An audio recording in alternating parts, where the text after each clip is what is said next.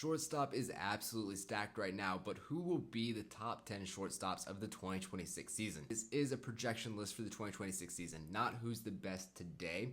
Drop your thoughts in the comments. Who are going to be the top 3 shortstops this year? I do have to start this off with 2 honorable mentions. We have Masyn Winn and Jacob Wilson. Last year, Masyn Winn was 11th among shortstops in WAR, but I do need more offense from him. He's incredible defensively, but the offense was rather limiting. A 91 WRC plus isn't going to cut it. But he did play through an injury. He had a hamate injury, which we do know really does impact your swing. So maybe now that he's had a full offseason for that to recover, we're actually going to see a bounce back on the offensive end. He's had some ups offensively where he's looked good. He just hasn't really sustained that value for very long. Jacob Wilson, on the other hand, he had a very strong rookie year. Kind of died off a little bit, had some injuries later on in the season. If he stays healthy and plays at the same level as he did his rookie year, then he's going to be a top 10 shortstop. So keep an eye on him. Now, for the actual top 10 list, though, at the number 10 spot, we have Willy Adames of the San Francisco Giants. 30 home runs in San Francisco last season. That's absolutely incredible. Very impressive. Very hard to do in that ballpark. He's a great defender, and obviously the big pop allows him to change games very quickly. The concern with him is the offense is kind of streaky. It's not the most consistent. We do kind of know every season what we're going to get, but just kind of from month to month, he goes up and down a lot. The projection for him, though, very similar to what we saw last year. So last year we saw 4 WAR. The expectation in 2026 is about 4 WAR yet again. Now the number 9 spot on our list is Jeremy Pena. Pena has elite defense, and that's going to stay consistent. That's been consistent for him for years now. But 2025 was his breakout offensively. He had 135 WRC plus last season, and that offense, along with his elite defense, allowed him to put up 5.7 WAR. The concern is, though, does he repeat that offensive level, or does he just kind of return to where he's been throughout the rest of his career? His career WRC plus is a 107, and that's with last season's 137 pulling that up. The projection for him is a 108 WRC plus, so above average, not the greatest. So if he repeats the level of offense, or just it's even close to that level of offense as what we saw in 2025, he's going to be incredible yet again.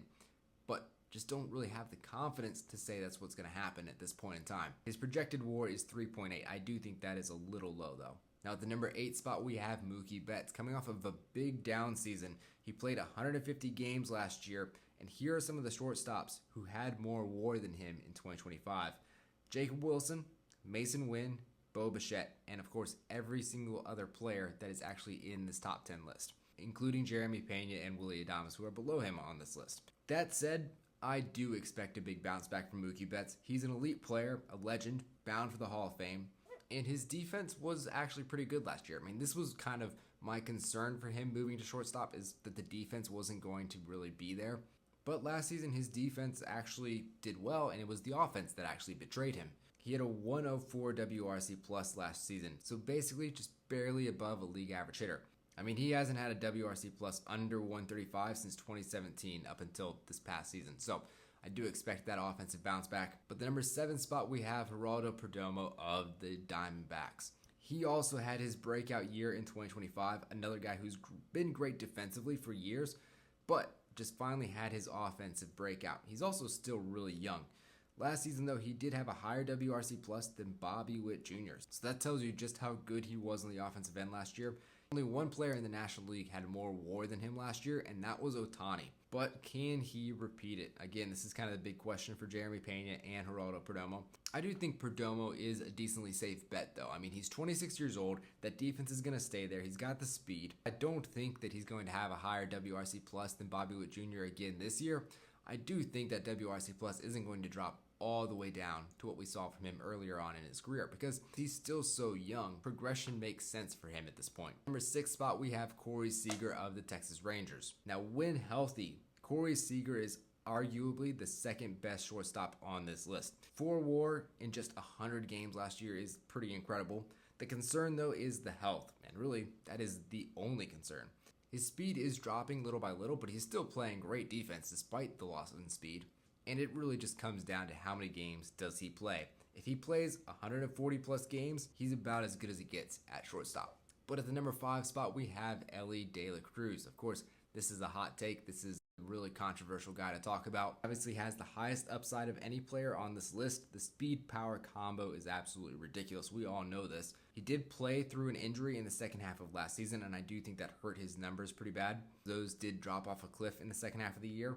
But despite playing through an injury, he was the 7th best shortstop by WAR last year. And in 2024, he was the 4th best shortstop by WAR. If he's healthy and just the slightest bit more mature and consistent, he's going to hit a whole new level. Also, he's just 24 years old. But the number 4 shortstop on our list is Francisco Lindor. He is a complete player. Defense, power, speed, the most consistent elite shortstop on this list. 5 to 8 WAR every single season. The concern, though, is he is entering the year with a hamate injury. This is the kind of thing that we do see guys can play through, but it does kind of limit their offensive production for a given season. But the projection is he's still one of the safest all-around shortstops in the game. The defense is still going to stay there. He's still going to be stealing bases.